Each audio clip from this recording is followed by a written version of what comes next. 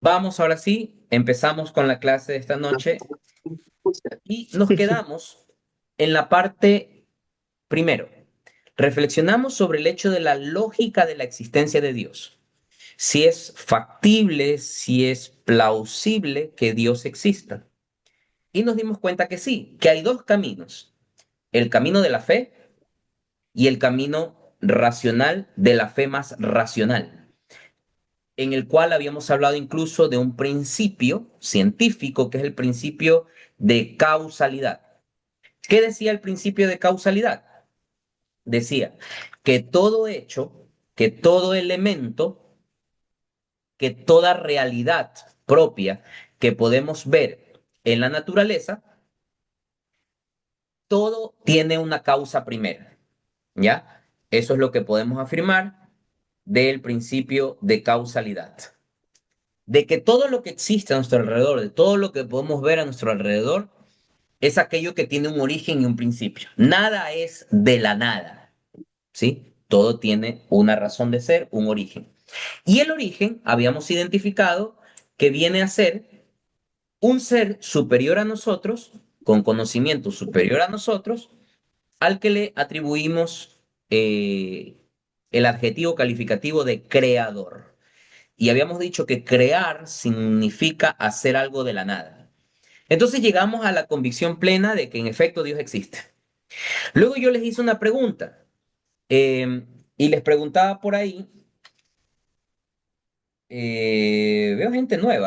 veo gente nueva, pues estaba viendo aquí la lista y veo otros nombres, pero bueno, les preguntaba también respecto de ¿cómo podríamos nosotros entender que Dios existe si nos alejamos un poquito desde la experiencia espiritual? Porque claro, yo le pregunté, me acuerdo por ahí a Luis, no sé si está por aquí, le pregunté también a Betty, creo que también le pregunté, a Patricia quizás, si es que no me, a Angie también le pregunté. Y decían, bueno, ¿cómo sabemos que Dios existe? Y todos se ponían así románticos y decían, bueno, es que yo creo que Dios existe porque yo lo siento, porque yo le pido, que no sé qué, que no sé cuándo. Y sí, es cierto, pero hace falta ese complemento tangible que yo les preguntaba, ¿cómo sabemos que Dios nos responde? Y ahí quizás se la pongo difícil. Ciertamente Dios siempre responde, no al tiempo que nosotros esperamos, no al tiempo muchas veces que nosotros queremos, pero Dios siempre responde. Y tener presente que muchas veces el silencio es también una respuesta por parte de Dios.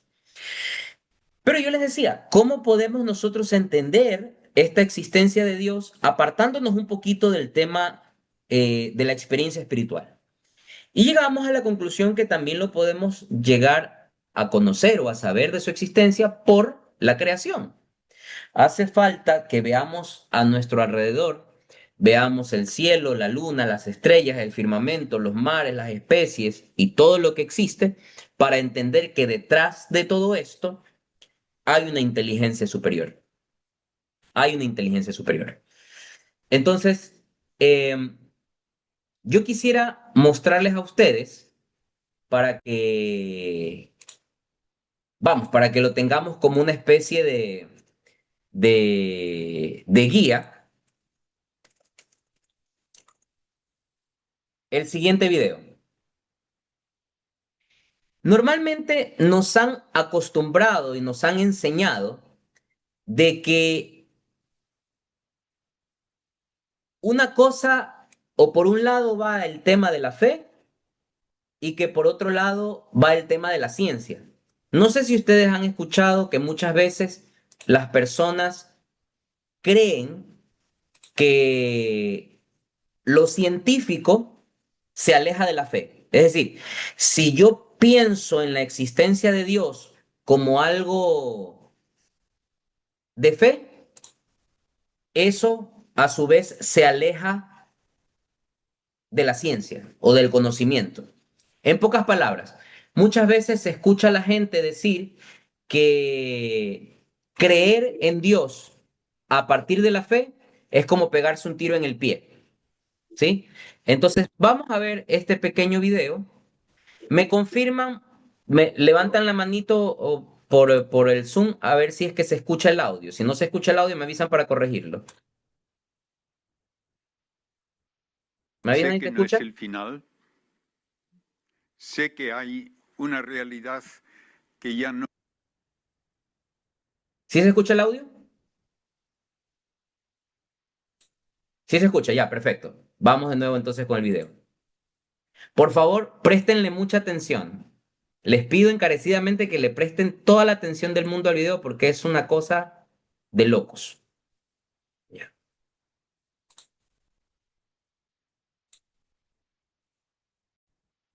no trans...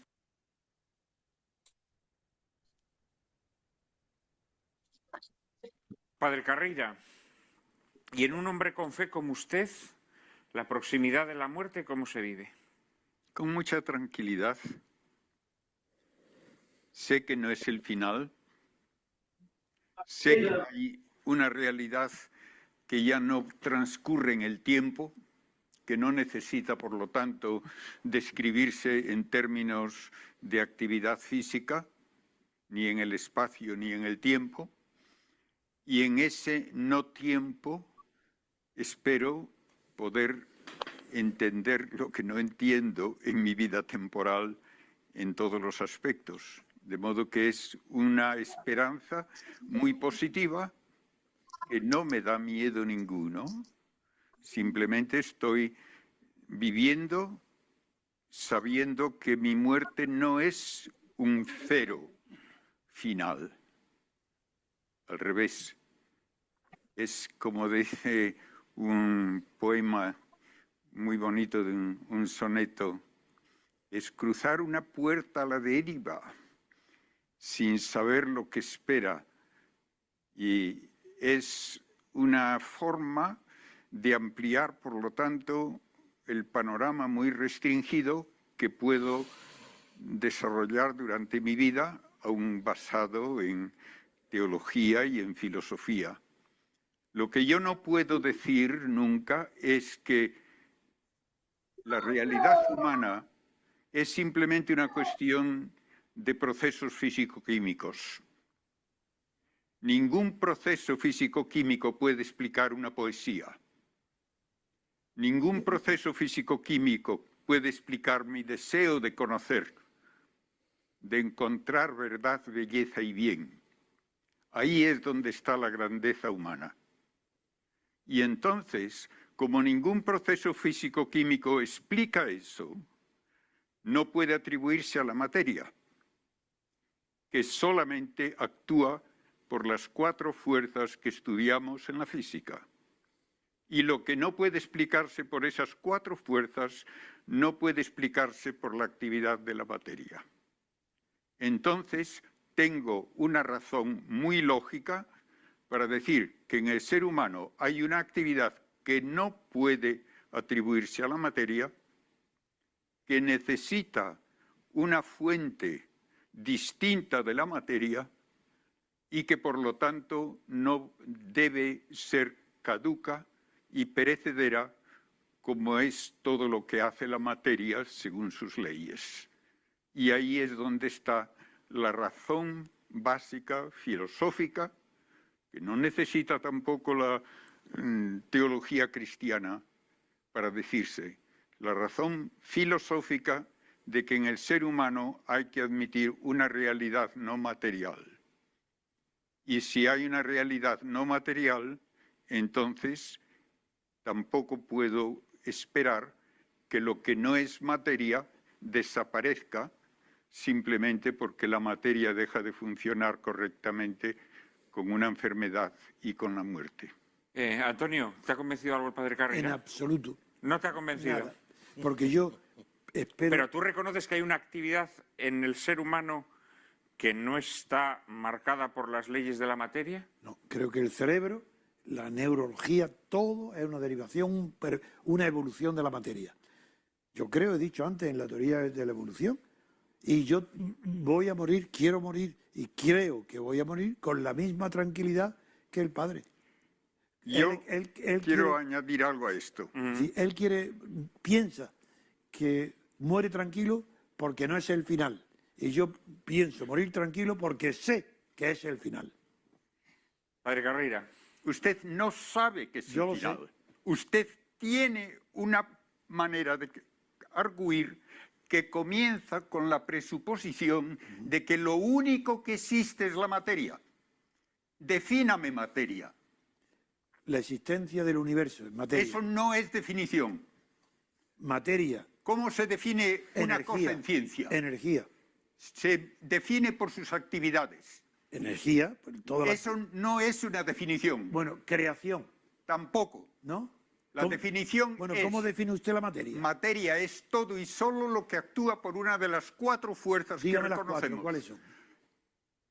Gravitatoria, electromagnética, Sí. nuclear fuerte Sí. y nuclear débil. Bueno, todavía no hay una teoría de las fuerzas que las unifique a las cuatro. Pero hay las 4. Hay las cuatro. Y Pero eso me usted- basta para definir No, a la mí materia. no. Mientras no hay una ley que defina las cuatro uno, no hay una explicación unitaria del universo. Yo no estoy hablando de que haya una explicación única, estoy hablando de lo que define a la materia, que son esas 4 No he fuerzas. dicho única, he dicho unitaria. Pues me da lo mismo que le llame A mí no. unitaria que única. No, la diferencia entre los conceptos es muy grande. Yo estoy diciendo que existen esas 4 fuerzas Pues que usted es feliz. definen a la materia. Bueno, pero usted es feliz creyendo eso. Yo soy feliz no creyendo. No he metido aún nada de creyente o no creyente en lo que estoy diciendo. Estoy diciendo simplemente lo que define a la materia. Las cuatro fuerzas, estoy de acuerdo. Pues entonces, dígame, ¿cuál de esas 4 fuerzas explica una poesía? La materia emerge, de la materia emerge una facultad espiritual, que se llama espiritual, y para que entienda la gente. La armamos entonces. No, ¿qué va? Es que el espíritu está en el hombre. Nosotros tenemos espíritu, tenemos Defíname espíritu. espíritu, lo que no es materia, pero es producto de la materia. Magnífico. De modo que la materia hace algo que no es materia. Sí, es capaz. Pues no es capaz. Bueno, usted lo Porque piensa. la definición de la materia se hace por esas 4 fuerzas. Claro. Y esas solo modifican la materia. Es lo único que hacen. Pero tú Bueno. reconocerías la existencia del espíritu. Sí, pero muere con la materia. Sí, el espíritu no es muere con la materia ni puede serlo. Bueno, muy bien, pues usted piénselo, no me va a convencer nunca, ni porque leve mal la voz. A No mí es me va a convencer. una cuestión de es que el, convencer la el- gente. el padre Carrera pone énfasis, pero no es que esté ya lo sé, enfadado. ni porque me ponga a que defina la materia. Yo no tengo por qué definir la materia. Porque si no, no sabemos de qué hablamos. Yo sí sé de qué hablo. Pues si no sabe definirlo, sé de lo que hablo. si no sabe definirlo, no sabe de qué habla. No, pero si yo estoy de acuerdo. El padre Carrera yo creo que lo que quiere decir es que hay actividades humanas que tienen que ver con la capacidad para... ¿Por qué razón Para los disfrutar animales de la mueren y belleza? no hay nada? Y el hombre que procede del animal igual, una evolución, Ya, pero los ¿Por hombres, qué no, no? los hombres no tienen esta capacidad. sin creer que Dios ha creado al hombre. Entonces yo le entiendo su fe. Yo entiendo. ¿Por qué él no entiende mi falta de fe? No, si la- Porque la él no falta de tiene fe. la generosidad Porque que yo usted tengo de no admitirlo. está considerando que en el hombre hay una realidad que no se explica por las 4 fuerzas que definen a la materia. Bueno, ¿y por qué usted tiene que hablar con un tono dogmático y de superioridad sobre una persona que no cree en eso? Que no tiene Que no es cuestión de Yo lo creer, respeto a usted, ¿por qué usted no me respeta a mí? Bueno, porque estamos hablando en lógica, señor mío. En lógica, la fe. Si En usted lógica ¿Pero de cómo? explicar. No, usted- Escúcheme si quiere explicar lo que quiero decir. Escucho. A ver, Si no el nos hombre acaloremos, no nos tiene acaloremos. una Escucho, actividad. yo no me acaloro. Si el hombre tiene una actividad que no se puede atribuir a las 4 fuerzas de la materia, tiene que haber una realidad distinta de la materia como causa de esa actividad. Eso es lo que yo he estado diciendo al decir que en el ser humano no puede explicarse todo en términos de la materia. ¿Puedo hablar? Y con eso, si en el ser humano hay algo que no es materia, entonces tengo derecho a preguntar acerca de ese algo y de su supervivencia o no supervivencia.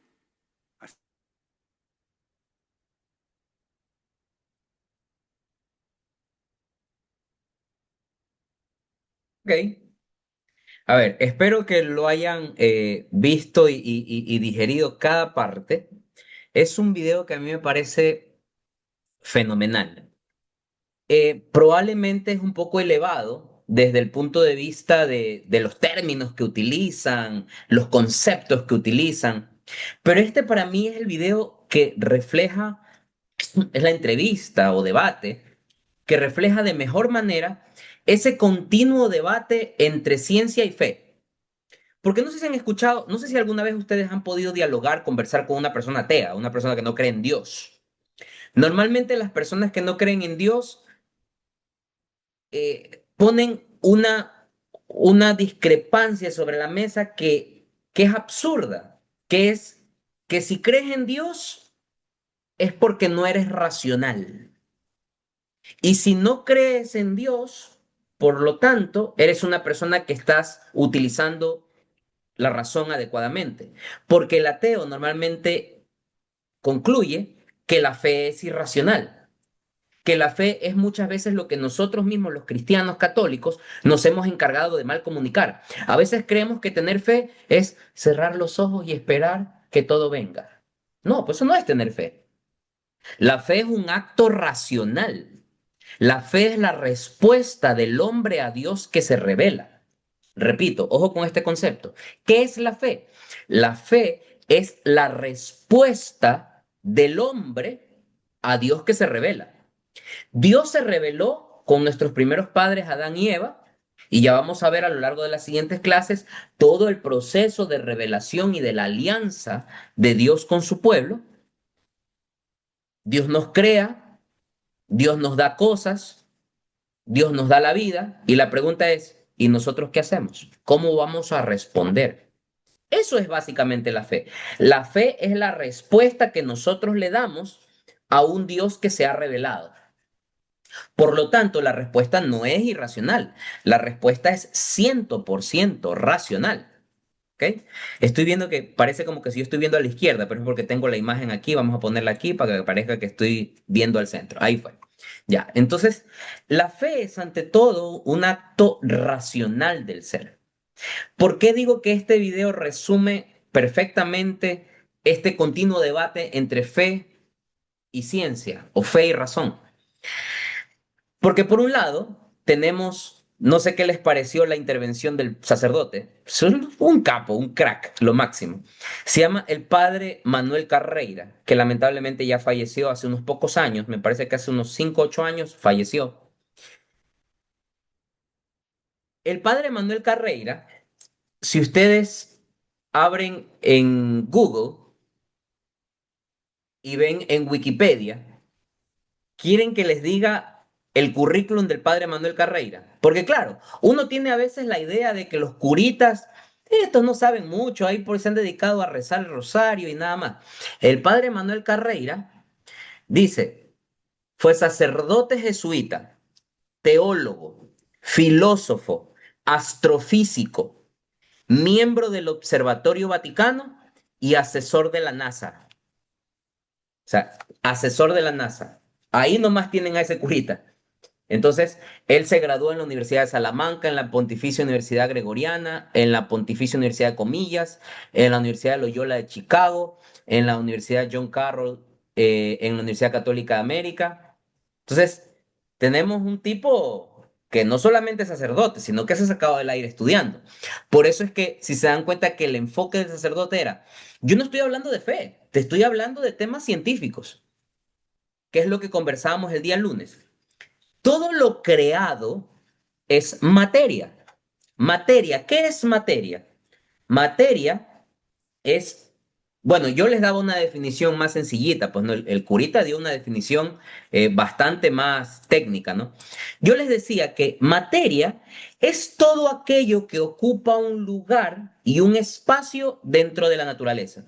Desde un átomo, desde una partícula subatómica, hasta nosotros, un árbol, una montaña, eso es materia, ¿ya?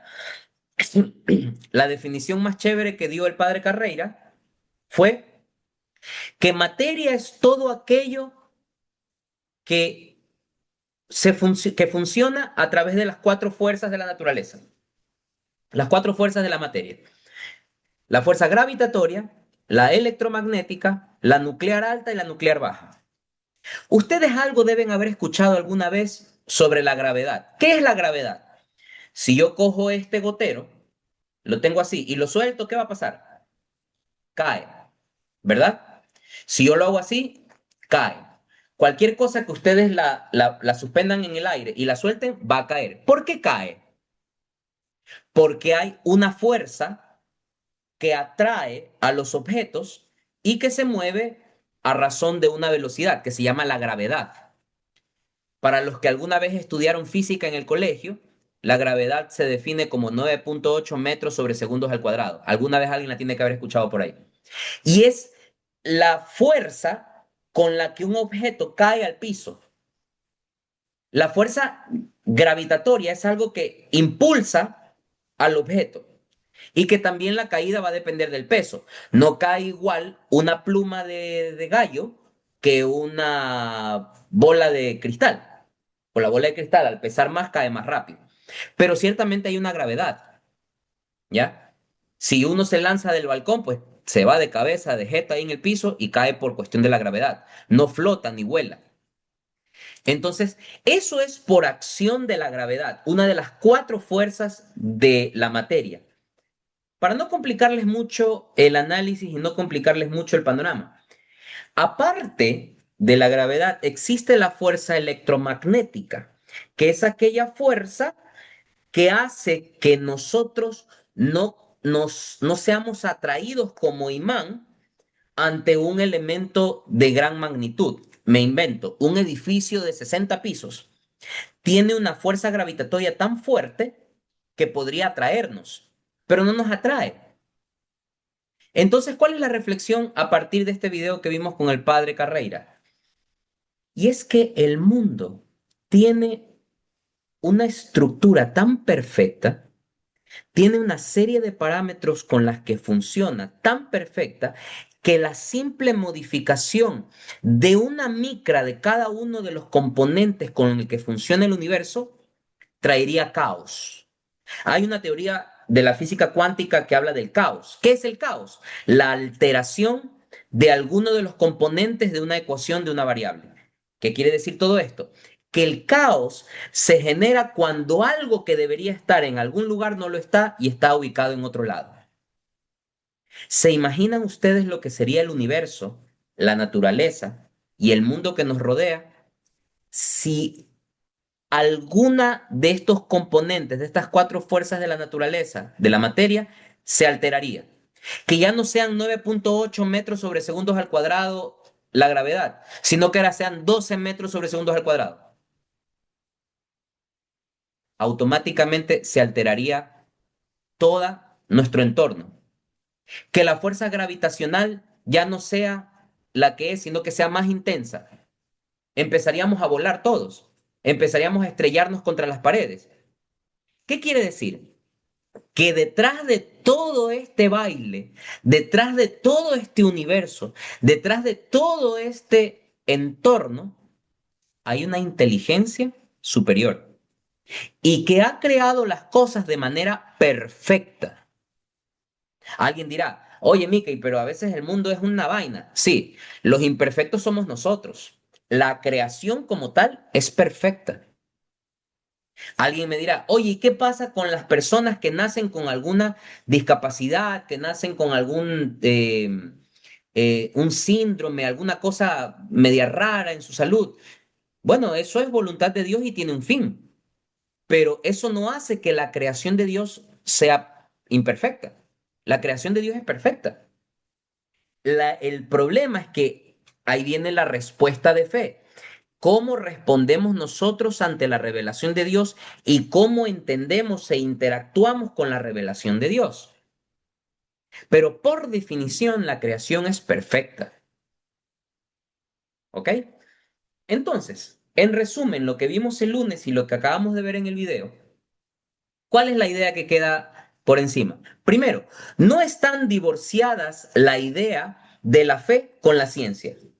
Es más, les había mencionado yo que el creador de la teoría de la cual se agarran de pies, uñas y dientes los ateos, que es la teoría del Big Bang, fue creada por un sacerdote católico.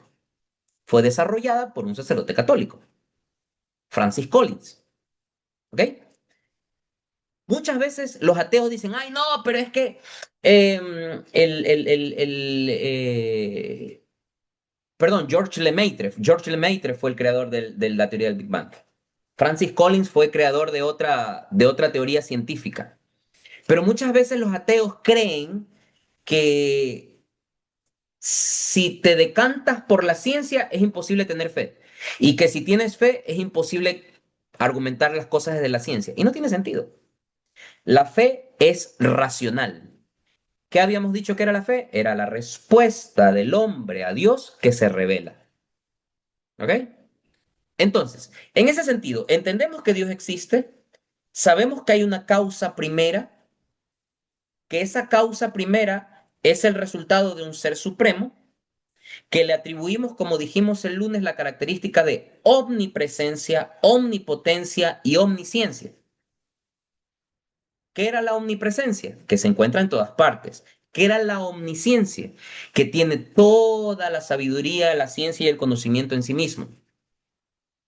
¿Y qué es el ser omnisciente, omnipresente y omnipotente? Todopoderoso, que tiene todos los poderes y todo lo puede.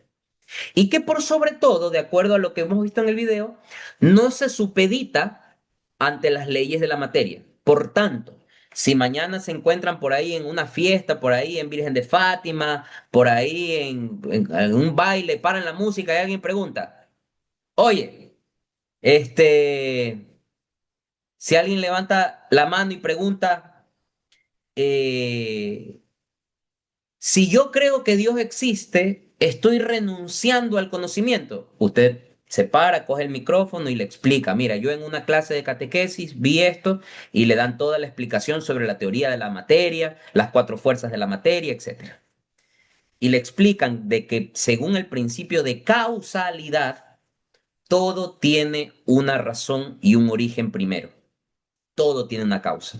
Nada es al azar. Nada es al azar. ¿Ok? De hecho, el concepto de azar que genera la teoría del caos es inducido por el hombre, es creado por el hombre artificialmente. Yo, como anécdota, yo soy ingeniero en estadística y la estadística se fundamenta en la teoría del caos y de la aleatoriedad. Sin embargo, la herramienta para manejar la estadística es la matemática y la matemática es exacta. Entonces, no están divorciadas la fe y la razón. Lo que pasa es que muchas veces nosotros, y a veces los culpables de todo esto somos nosotros mismos los católicos, porque llevamos un catolicismo muy light, llevamos un catolicismo solamente desde lo que yo siento, desde lo que yo en mi corazón. No, no, no, no. A ver, la experiencia espiritual es importante, pero también es importante lo que hay aquí en el cerebro. Pues hay que conocer, hay que entender. Entonces, primera cosa, sabemos que Dios existe, sabemos que todo tiene un origen en una causa primera y que todo esto es razón de los atributos de Dios. Ahora la pregunta que deberíamos hacernos es, ¿para qué nos creó Dios?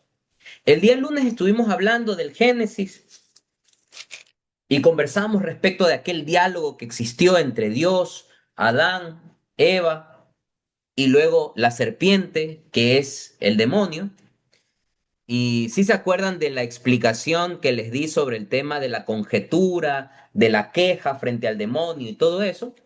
Bueno, los que no estuvieron en la clase del lunes, por favor les recomiendo, como Netflix, con una bolsita de canguil, se ponen a ver la clase del día lunes, la vuelven a ver 2 y 3 veces para que les quede eso, que es muy importante y les va a servir muchísimo en su día a día, ¿ya? Muchísimo, para entender cuál es el camino o cuál es la puerta de entrada del demonio en nuestras vidas, es la queja, la quejadera constante. ¿Ok? Eso lo habíamos hablado el día lunes, se los dejo ahí para los que puedan ver la clase del día lunes otra vez. Ya supimos este diálogo y ya vimos lo que pasó, qué decisión tomó el hombre, desobedeció a Dios, tomó del fruto del árbol de la ciencia, del conocimiento del bien y del mal, y a partir de ahí todo se fue para la punta del cuerno. Entró en el mundo el pecado original. Con todo esto, la pregunta que deberíamos hacernos, ¿por qué o para qué nos creó Dios? Porque, a ver, Génesis, ¿qué opina usted? Si Dios es todopoderoso, si Dios es omnisciente y conoce todo, fíjese la pregunta que le voy a hacer. ¿Dios sabía anticipadamente que íbamos a meter las cuatro patas? ¿Dios sabía que Adán iba a hacerle caso a Eva, que Eva le iba a hacer caso a la serpiente y que iba a entrar el pecado original? ¿Dios sabía que eso iba a pasar?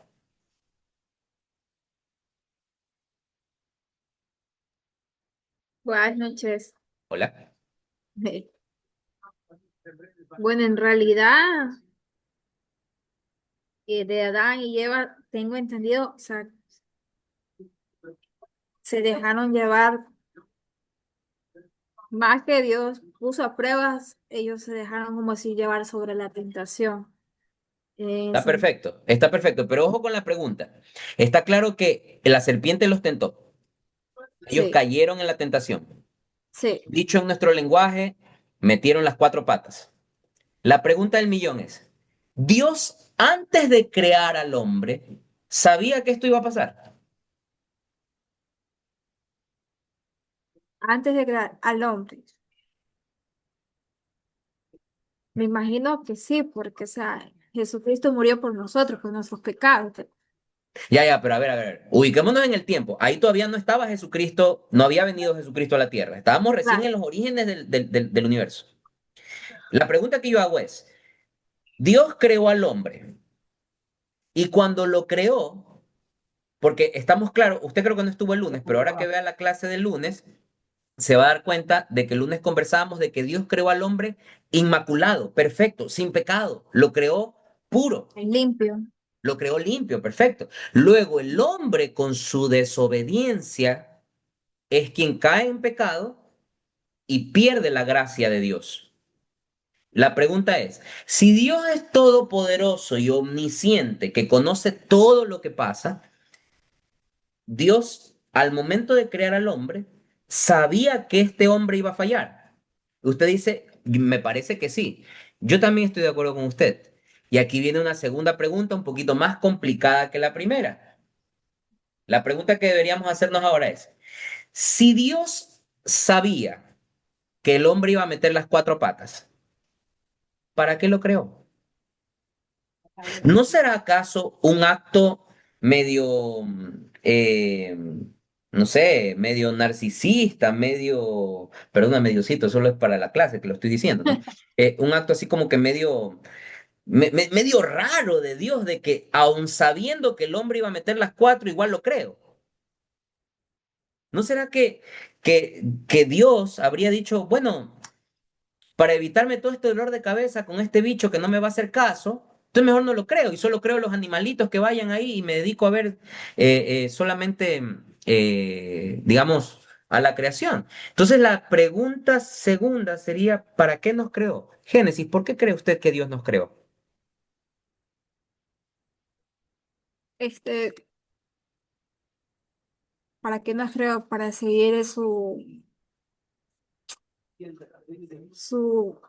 la fe, para seguir, como le digo, aunque ahorita la fe está, en ese tiempo se ve mucha maldad, y como Ujú. decir, ahorita se necesita, como decir, nos creó para que nosotros llevemos la palabra de Dios, para que no muera eso, para que siga creciendo, y más en estos tiempos. Génesis, ¿usted es mamá? Sí, soy mamá. Ya, yo le voy a hacer una pregunta, perdón la indiscreción. ¿Sí ha escuchado usted esa frase de que el hijo sea bonito, sea feo? Para una madre es la mejor cosa que hay, ¿verdad? Ujú. Y muchas veces nuestros hijos se mandan sus errores ahí, van y caen, tropiezan con la piedra, se caen. Pero a pesar de todo eso, papá y mamá o papá siempre estará ahí. Claro, eso no quiere decir que uno siempre vaya a tener que irle a limpiar las regadas que hace el hijo, pero al final del día, en última instancia, uno siempre está ahí. ¿Cuál es la razón por la que un padre, una madre, en última instancia, sea lo que sea, siempre va a estar ahí? Hay una razón y seguramente todos coincidirán conmigo que esa razón es por amor definitivamente, porque el amor supera cualquier cosa, porque muchas veces, perdón que el ejemplo lo materialice, pero primero pensemos en un objeto. Este celular me trae problemas, se me descarga cada rato, pero me es útil. Y al ser útil para mí, me genera un sentimiento de querer tenerlo. ¿Cuánto más a una persona? Chuta, el esposo que deja la toalla por ahí, el esposo que es rabieta, el esposo que es un poco mal genio, pero lo amo. O la mujer que sale con sus cosas sentimentales y que no le da en el clavo y que está dale y dale, pero la amo. Y por amor es que nosotros tomamos esas decisiones que aparentemente son irracionales. Porque desde el punto de vista racional puro y duro, claro, ¿qué sentido tiene que Dios haya creado al hombre si sabía que el hombre iba a meter las cuatro patas? Adaptado a nuestra vida. ¿Qué sentido tiene estar al lado de una persona que no mismo? Y ahí es cuando se pone por delante el amor. Y ciertamente, ¿por qué Dios crea al hombre? La primera razón por la que Dios crea al hombre es por amor. Imagínense ustedes y yo, que somos seres humanos, imperfectos, pecadores. En algunos casos sabemos amar con dulzura, con ternura, con entrega. Y muchas veces, no siempre, muchas veces amamos con una entrega maravillosa. Imagínense cómo es el amor de Dios, que es un ser perfecto y que nos da 450.000 vueltas a nosotros en conocimiento, en sabiduría, en poder, en bondad, en nobleza. ¿Cómo debe ser el amor de Dios? Que aun sabiendo que el hombre iba a meter las cuatro patas, aún así Dios, por una razón que se llama el libre albedrío, Dios crea al hombre y siempre le da la posibilidad al hombre de arrepentirse. como decir, la oportunidad. Exactamente. Esto es el dar por amor siempre la oportunidad para esa redención, para esa remisión. Entonces, la primera razón por la cual Dios crea al hombre es por amor. Y yo creo que ya con eso bastaría, porque Dios crea al hombre por amor, ya, pues qué explicación más podemos dar? Porque claro, ahí se entiende por qué razón Dios, aún sabiendo que el hombre iba a fallar, mismo así lo crea. ¿Y qué significa esto del libre albedrío? El libre albedrío significa que si decimos que Dios es omnipotente, ¿no sería chévere que Dios, cada vez que nosotros vamos a hacer alguna pendejada en nuestra vida, estamos a punto de cometer algún error, es como que Diosito nos mande ahí un rayito de luz, así, ¡ping! Como para que nos diga, ¡hey, cuidado! Sería bacán, ¿no? Sería chévere que antes que uno vaya a meter las cuatro patas, ¡pum!, pase algo para que Dios nos lo impida. Pero ¿por qué Dios no impide que nosotros cometamos errores? Por el libre albedrío. ¿Qué es el libre albedrío? Es la libertad con la que Dios creó al hombre. Ojo que utilizo el término libertad, no libertinaje. Porque recuerden ustedes que Dios creó al hombre santo, puro, sin pecado, inmaculado. Y dentro de esas características de pureza, Dios creó al hombre libre. ¿Pero libre para qué? Libertad para el bien. ¿Cómo se llamaba el árbol que estaba en el centro del paraíso del Edén? Se llamaba el árbol que contenía el fruto, era el árbol del conocimiento de la ciencia del bien y del mal. ¿Dios hizo al hombre conocedor del bien? Sí. ¿Dios hizo al hombre conocedor del mal? No. El hombre no conocía el mal, no conocía el pecado. Y el mal uso de la libertad que Dios le dio, porque una cosa es que usted le diga a su hijo, mijito, puedes salir a la calle a jugar con tus amigos, anda solo, yo te dejo tranquilo. Usted le está dando la libertad, pero usted no le está dando la libertad para que vaya y que se ponga a fumar en la esquina, pues no. Usted no le está dando la libertad para que haga eso. Usted le está dando la libertad para que vaya, juegue, esté tranquilo, se sienta cómodo y pueda hacer cosas buenas sintiéndose relajado. Eso es el libre albedrío, la libertad para el bien, no la libertad para el mal. Muchas veces pasa también en las familias. Es muy sano de que en una pareja, por ejemplo, haya libertad. Sí, yo te amo y tú eres libre de hacer lo que tú quieras, pero libre de hacer todo el bien que tú quieras. Eso no te da la libertad de ir y salir a hacer cosas que no están bien, ¿ya? No hay que confundir la libertad con el libre albedrío pleno, que es la libertad dada por Dios y es la que nosotros debemos vivir, que es la libertad de hacer el bien, que somos libres de hacer el bien sin necesidad de que nos impulsen a hacerlo. Eso es ejercer correctamente el libre albedrío que Dios nos dio, ¿ya? Que podamos ser capaces de hacer el bien sin necesidad de que nos estén arreando, ¿ok? Por eso es que Dios nos creó libres, nos creó por amor. Y ahí es donde tiene sentido porque aun sabiendo Dios que íbamos a meter las cuatro, aún así Dios continuó con su plan amoroso de creación del hombre. La primera razón es el amor. ¿Por qué más nos crea Dios? Para manifestarnos su gloria. Claro que sí, para revelarse, para darse a conocer. Porque el hombre, si tú lo pones en un instante del tiempo, sin darle información, el hombre puede decir, bueno, pueden pensar como muchos ateos, todo empezó de la nada. Y no, Dios manifiesta al hombre su gloria y le da la posibilidad de que lo conozca. Por eso es que en el catecismo, uno de los capítulos, el segundo capítulo, es el hombre es capaz de Dios. Muchas veces uno dice, Dios mío, qué difícil se me hace entender todo esto, esta explicación que da Mika y es medio en chino avanzado, no entiendo. A ver, por definición, Dios hace al hombre capaz de sí mismo, es decir, nosotros somos capaces de Dios. Podemos conocer a Dios. Somos capaces de entenderle y de amarle.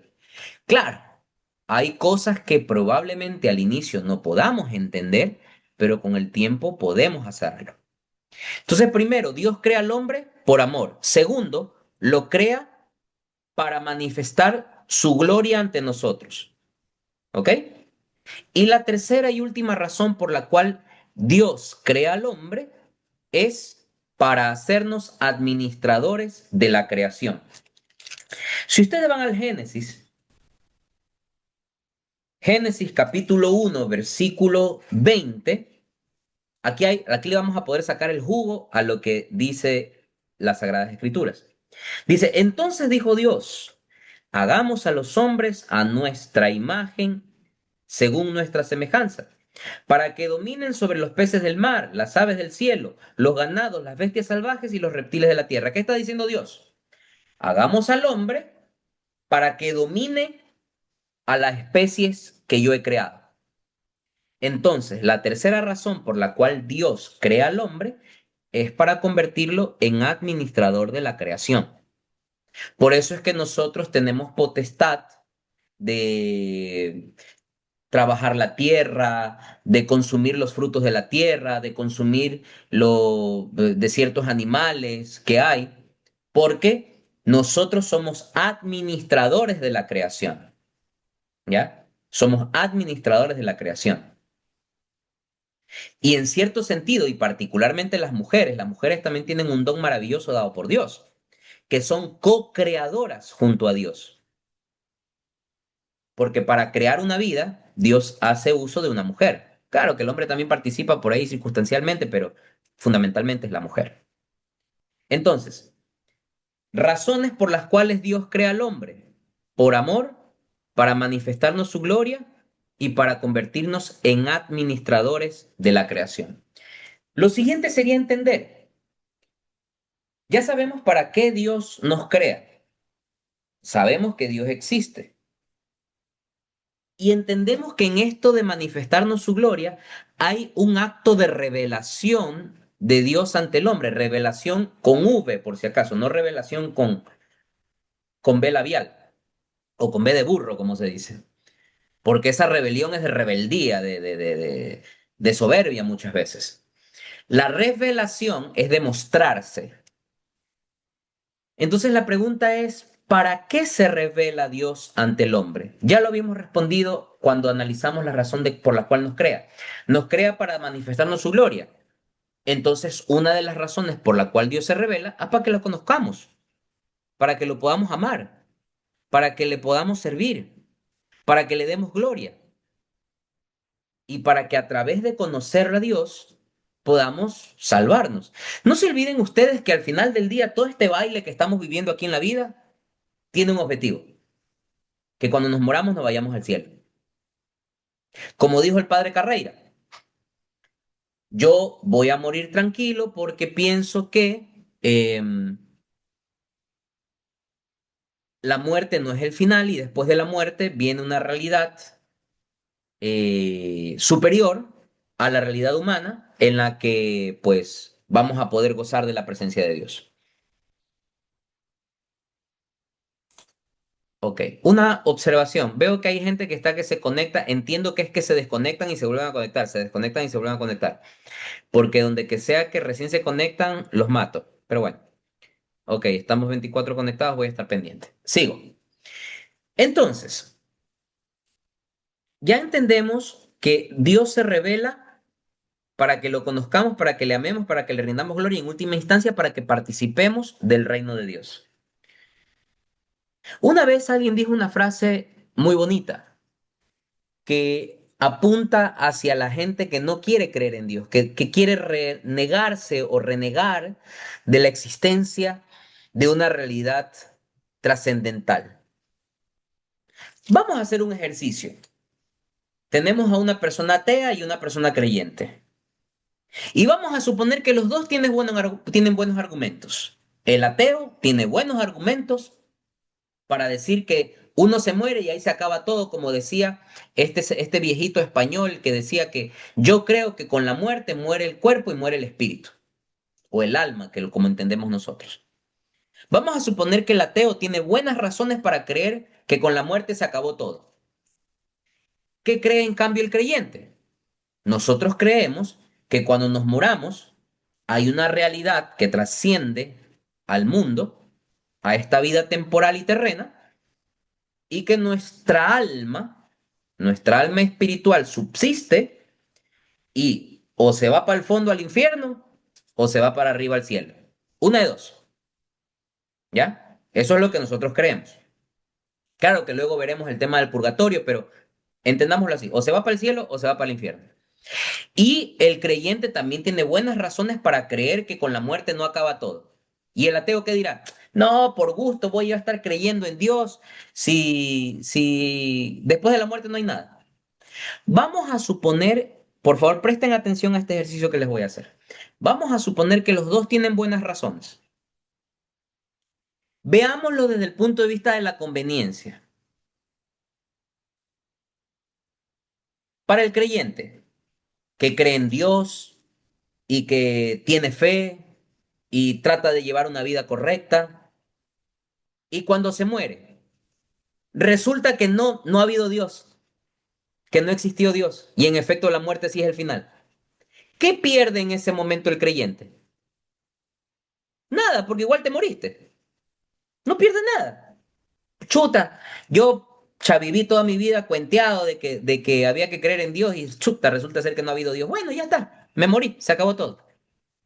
¿Qué pierde? Nada, porque igual te moriste. Ahora, el no creyente, que él está convencido que Dios no existe, está convencido que esto de tener fe es para la gente turra, ¿ya? Y se muere y se da cuenta que Dios sí existe. ¿Qué pierde el ateo? Pucha, pierde todo. Pierde todo. Ahí es como que el ateo dirá, chamadre, la casita, si ha habido Dios y yo todo Gil, toda la vida rechazándolo y si ha habido Dios, qué bruto. Entonces, desde el punto de vista práctico, sin entrar en cuestiones teológicas, ¿qué es más conveniente en la vida? Tener fe y creer en Dios. Porque bajo la lógica, ustedes y yo sabemos que no es así, pero partiendo de la posibilidad de que no exista Dios, no pierdes nada. No pierdes nada. Eres una buena persona, te comportas como una buena persona, haces feliz a la gente que quieres y eres un buen ciudadano. Pero si te conviertes en una lacra social, creyendo que con la muerte acaba todo y resulta que cuando te mueres no acaba todo, por más ateo que seas, por más no creyente que seas, estoy seguro que nadie quiere vivir la eternidad en el infierno. Estoy seguro que nadie quiere vivir la eternidad de sufrimiento, de dolor. Entonces, hasta por practicidad y conveniencia, es mucho más rentable ser creyente. Porque en caso de que no sea cierto todo esto, no pierdes nada. Pero en caso de ser ateo y que sí sea verdad todo esto, ay, mamita linda, no quiero estar en tus zapatos, mi querido ateo. Entonces, Dios nos crea por eso, se revela por eso, para manifestarnos su gloria, para que seamos capaces de amarle, de seguirle, de glorificarlo, de conocerlo. ¿Ok? Y eso de alguna manera u otra responde la razón por la cual estamos aquí en este mundo. Que todos los que estamos aquí en este Zoom, todos los católicos, todos los creyentes en general, todos los seres humanos deberíamos ser capaces de respondernos estas tres preguntas. Una persona que a esta altura de su vida no pueda responder estas tres preguntas, estamos en problemas. Primera pregunta, ¿quién soy? ¿Sabes quién eres realmente? ¿Cuál es tu esencia? ¿Te conoces a ti mismo? Segunda pregunta, ¿de dónde vengo? ¿De dónde provienes tú? ¿Quién es tu familia? Y en última instancia, ¿cómo llegaste al mundo? Y tercera pregunta, ¿a dónde voy? ¿Qué quieres conseguir con tu vida? ¿Qué quieres hacer de tu vida? Hoy estás aquí, pero ¿qué quieres hacer de tu vida mañana? ¿Cómo quieres que sea tu futuro en 5 años, en 10 años, en 20 años? ¿A qué edad te gustaría morir? Y cuando mueras, ¿qué te gustaría haber conseguido? Claro que nosotros no tenemos el control de cuándo pase todas esas cosas, pero desde el punto de vista pedagógico, es interesante que nosotros nos hagamos esas preguntas, porque en última instancia, el que podamos respondernos quién soy, de dónde vengo y a dónde voy, va a entrar en armonía con la razón de ser por la cual Dios nos creó. Y ciertamente el responder estas preguntas es parte del proceso de conocer a Dios. Por eso yo les firmo donde ustedes quieran que una persona atea no es capaz de responder esas tres preguntas, porque esas tres preguntas es el canal para poder llegar al conocimiento de Dios. Porque como les había dicho hace un momento, el hombre es capaz de Dios, fuimos creados para Dios. San Agustín, en su libro Confesiones, decía una frase hermosa, maravillosa: Señor, tú nos hiciste para ti y nuestro corazón está inquieto hasta que descanse en ti. Qué hermoso.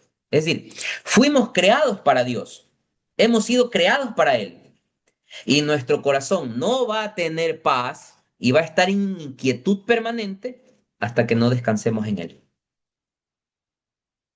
Esto es como cuando uno encuentra el amor de su vida, ¿no? Uno encuentra el amor de su vida y dice, Dios mío, ¿dónde estuviste todo este tiempo? ¿Por qué te perdiste? Por qué apareces recién? ¿Por qué eres tan perfecto o tan perfecta? ¿Dónde estuviste todo este tiempo? Y uno cuando encuentra el amor de su vida siente que el corazón descansa, o debería sentirse así. Porque, en definitiva, si lo enfocamos desde el punto de vista del amor, hemos sido hechos para esa persona, desde el punto de vista humano. Hemos sido hechos para esa persona, porque somos el complemento perfecto. Y cuando llegamos a juntarnos, sentimos ese alivio en el corazón, o deberíamos sentirlo. Y esa es la consecuencia de estar con el amor en nuestra vida. Lo mismo pasa con Dios. Como dice San Agustín, Señor, tú nos hiciste para ti, nuestro corazón está inquieto y estará inquieto hasta que descanse en ti. ¿Ok? Entonces, de eso se trata el hecho de que somos capaces de Dios. Es porque hemos sido creados para Dios. Y con este tema vamos a terminar porque quedamos pendientes de hablar del pecado original, que lo vamos a tocar ahora, y también de esto segundo. ¿Por qué somos capaces de Dios? ¿Qué atributos le hemos dado a Dios nosotros? Omnipotencia, omnipresencia y omnisciencia. Dios es un ser espiritual que existe, pero es espiritual. Entonces, si nosotros nos comparamos con los animales, con las especies marinas, con los árboles, con las plantas, etcétera, con la matita esa fea de plátano que tenemos ahí afuera, con todo eso,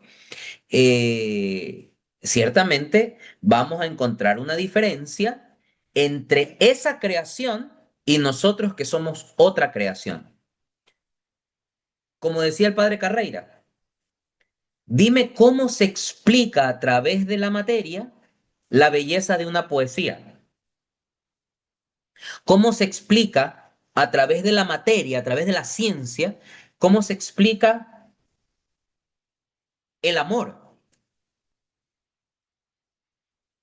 ¿Cómo se explica el deseo de amar a alguien? ¿Cómo se explica ese sentimiento de satisfacción, de alegría, de ver a tu esposo o a tu esposa, a la persona que te gusta, a la persona que estás enamorada? ¿Cómo se explica ese sentimiento de satisfacción de ver a tus hijos? Eso no es materia. Eso emerge de nuestra capacidad espiritual.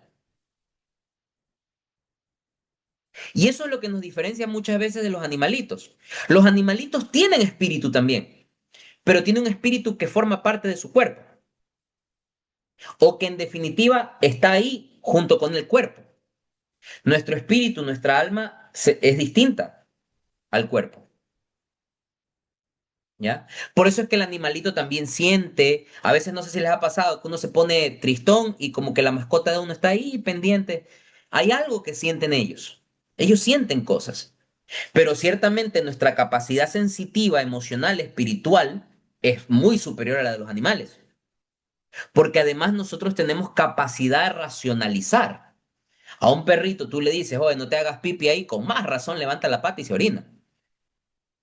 Pero si a nosotros nos dicen, oye, por favor, evita hacer esto, no hagas esto, se supone que lo debemos entender. Nosotros tenemos la capacidad, la inteligencia, el raciocinio y el conocimiento interno y el sentir espiritual de que si me previenen de que algo no está bien, lo puedo hacer, ¿ya? Distinto es que a una persona se le haga difícil, a otra se le haga más fácil, eso está bien, pero de que se puede hacer, se puede hacer, ¿ok? Entonces, algo debemos tener nosotros, los seres humanos, las personas,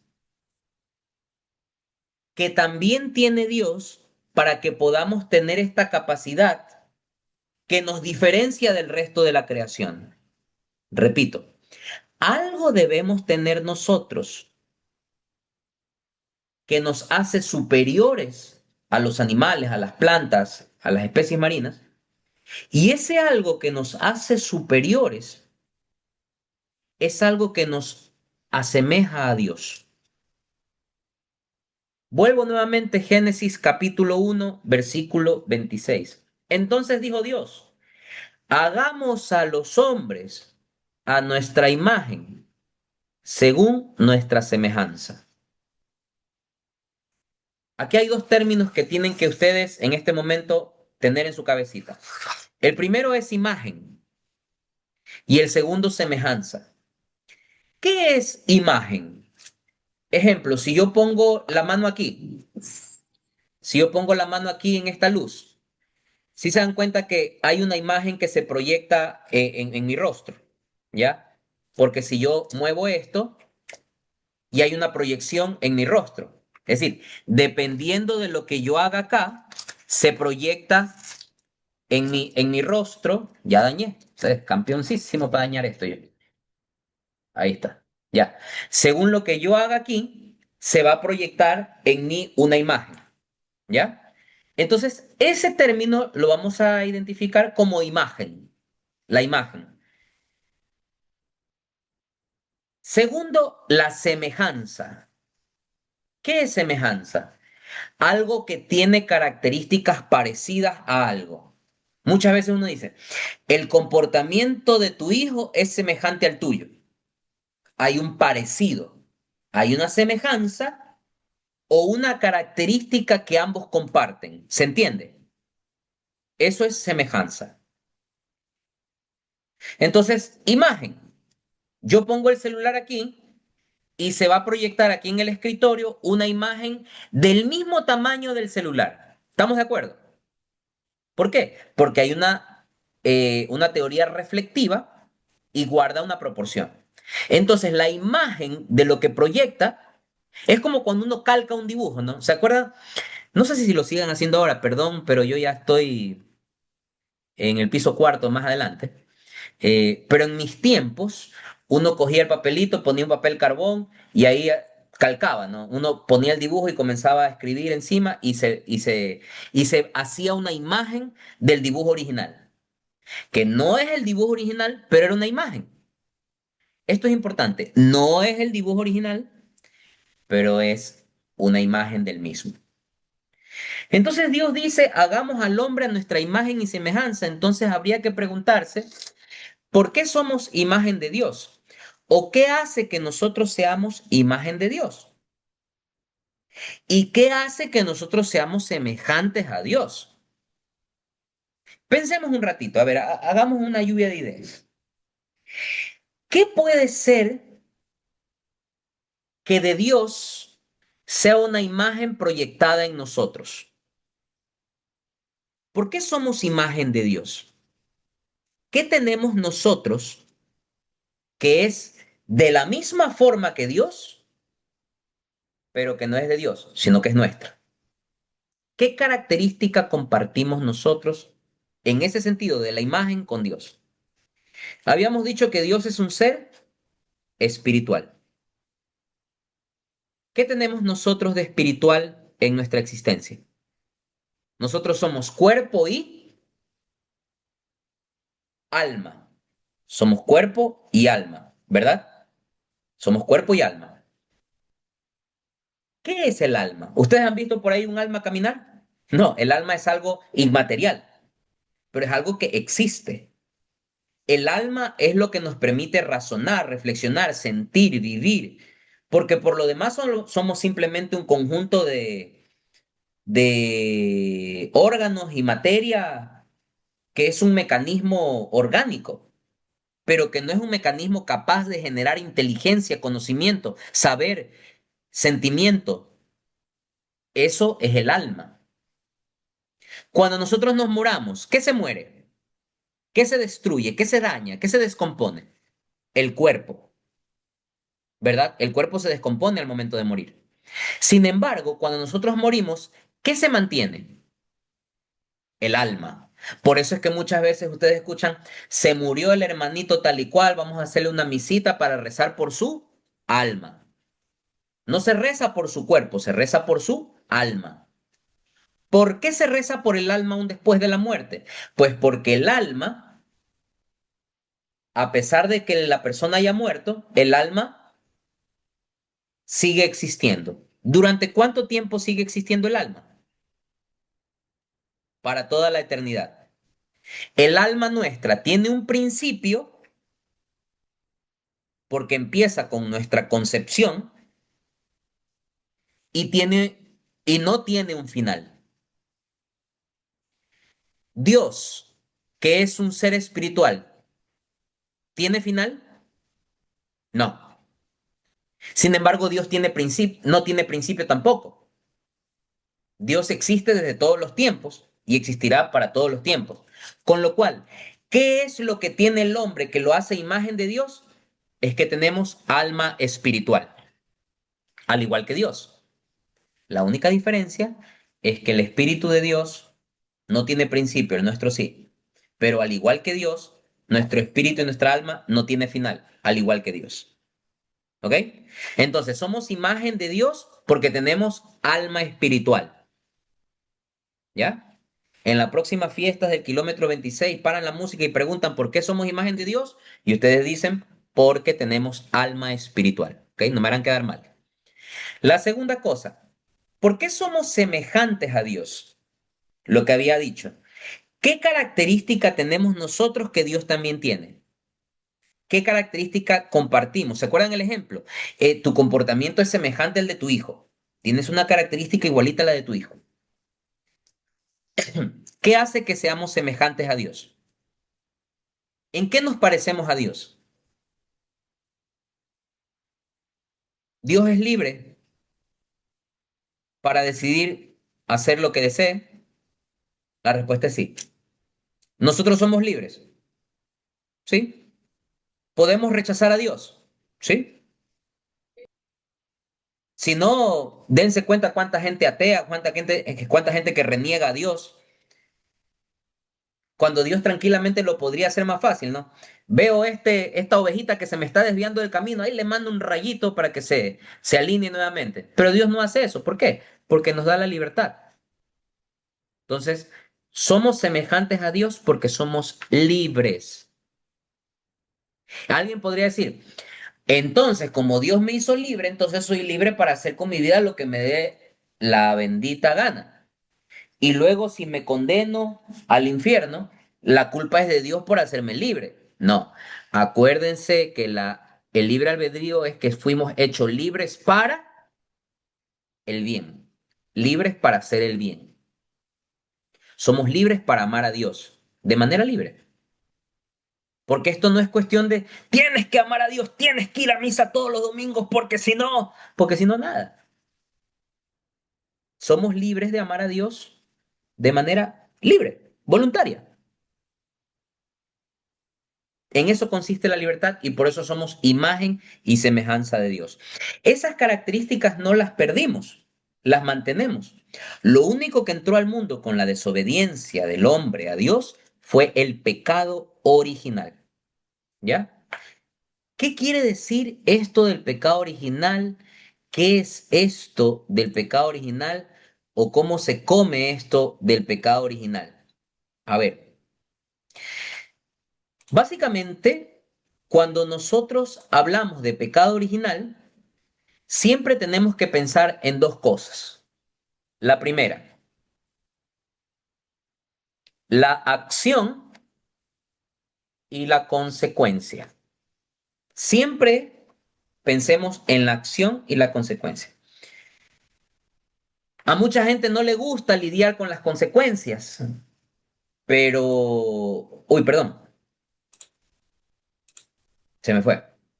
A muchas veces a nosotros no nos gusta lidiar con las consecuencias, pero luego no nos damos cuenta que las consecuencias son generadas por nuestras acciones. O sea, si sales a la calle con 3 abrigos encima, lo más probable es que vas a sudar como tapa de olla. Luego no te quejes del calor si tú te pusiste 3 abrigos encima. Toda acción genera una reacción. En el pecado tenemos siempre que tener esta idea. El pecado es acción y consecuencia. Esto es como cuando uno rompe un vidrio, una ventana de vidrio. Lanza una piedra y quebró todo el vidrio. Dios mío, le rompí el vidrio a doña Betty que estaba ahí en la clase de catequesis y ¡pum! A doña Betty le cayó una piedra en la ventana y le rompí la ventana. Betty, como es una persona noble, de buenos sentimientos, va y le piden perdón y le dicen, doña Betty, perdóneme, yo sé que usted estaba ahí concentrada viendo las clases de catequesis y le rompí el vidrio, perdóneme. Y como Betty es una persona de buen corazón, ¿qué va a decir? Listo, yo le perdono, está todo bien. Pero la pregunta del millón, ¿se arregla el vidrio con eso? Betty perdonó porque es noble, de buen corazón, pero el vidrio va a quedar roto. Entonces, cuando nosotros pedimos perdón por nuestras acciones, afectamos a la acción. Cuando yo cometo un pecado y me voy a confesar y el sacerdote en la persona de Cristo me absuelve de mi pecado, ¿qué está borrando? Está borrando la acción. ¿Estamos claros? Pero hay algo que queda, que es la culpa o la consecuencia. La consecuencia, pues, de la acción que yo cometí. ¿Ok? ¿Estamos claros? Entonces, el pecado siempre tiene pena y culpa, acción y consecuencia. Y la confesión sacramental solo borra la acción, no borra la consecuencia.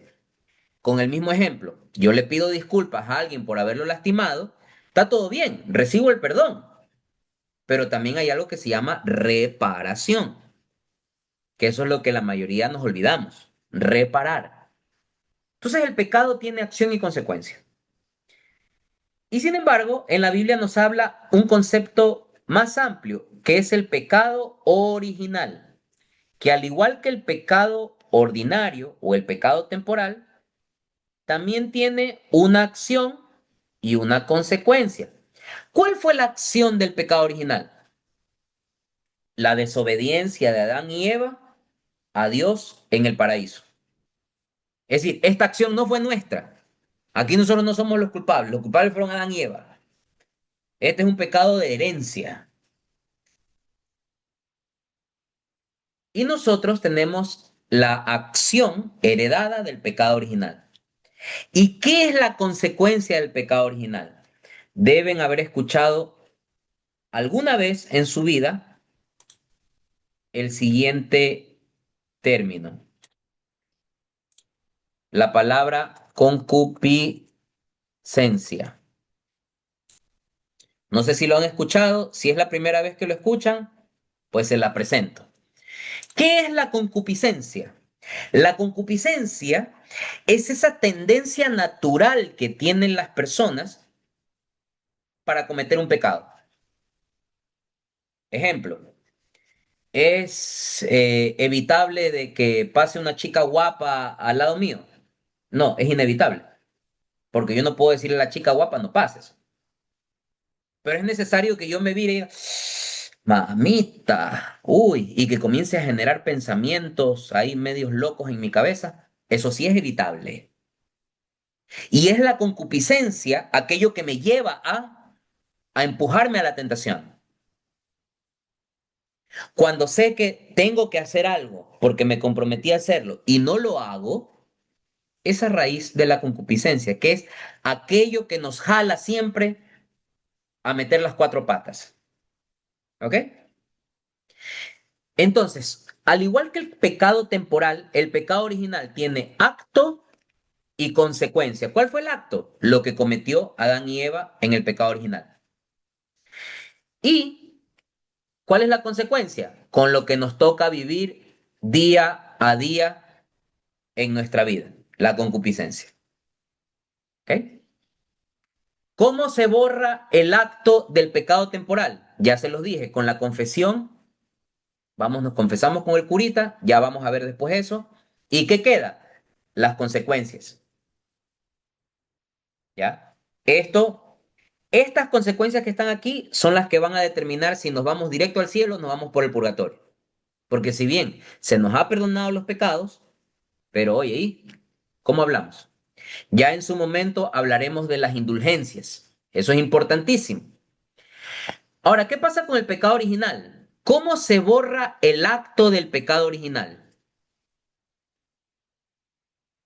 ¿Quién sabe? A ver, ¿cómo se borra el acto del pecado original? Con el bautizo. Perfecto, gracias, maravilloso. Por eso es que están aquí. Los que no se han bautizado, ustedes van a borrar el acto del pecado original. Maravilloso. Entonces, los que somos bautizados, ya no tenemos el pecado original. Pero ¿con qué nos toca lidiar?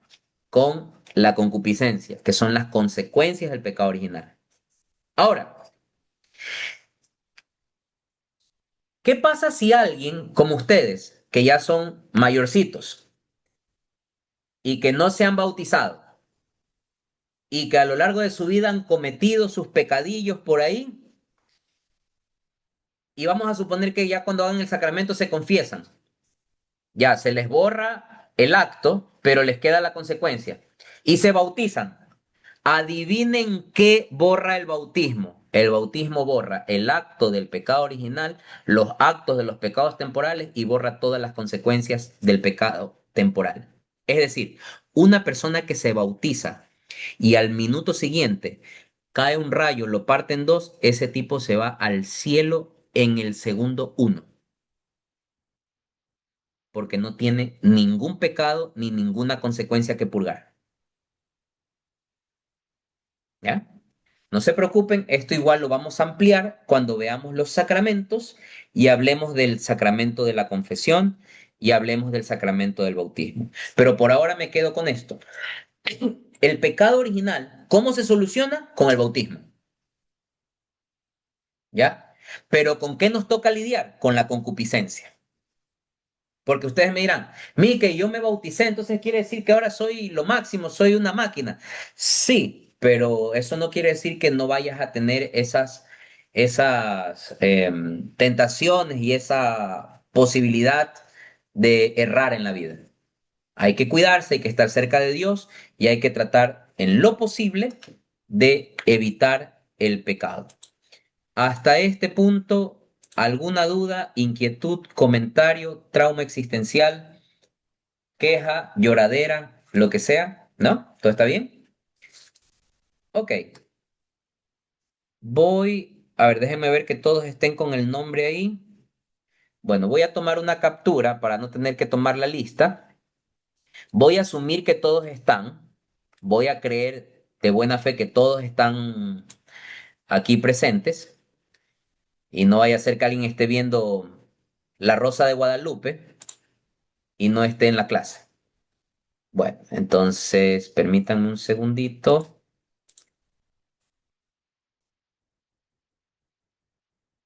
Ya, ya está. Listo, mis queridos amigos, mis queridos hermanos. Cuídense mucho. Deseo que Dios los bendiga. Como les dije al inicio de la clase, ya voy a tomar control de la página de la parroquia para poder meterme al canal de YouTube y poderles subir. Y ahí en el grupo les mando los links para que los que no vieron la clase del lunes la puedan ver. Y los que les quieren repetir otra vez la clase de hoy, pues la puedan repetir y la puedan ver. Y la puedan escuchar mientras se están bañando, mientras están cocinando o mientras están durmiendo. Cuídense mucho, que el Señor los bendiga. Nos vemos la próxima semana, el lunes. Les recuerdo que quedamos en horario. Lunes, hora y media, martes, hora y media. ¿Ok? Solo por esta vez de que algunos no podían ayer, lo hemos hecho miércoles. Que Dios los De bendiga, lunes a cuídense mucho. martes, ¿Perdón? hermanito, de lunes a martes. Lunes y martes, así es. Lunes y martes de 7 a 8 y media. Listo, cuídense mucho, que Gracias. tengan una feliz noche.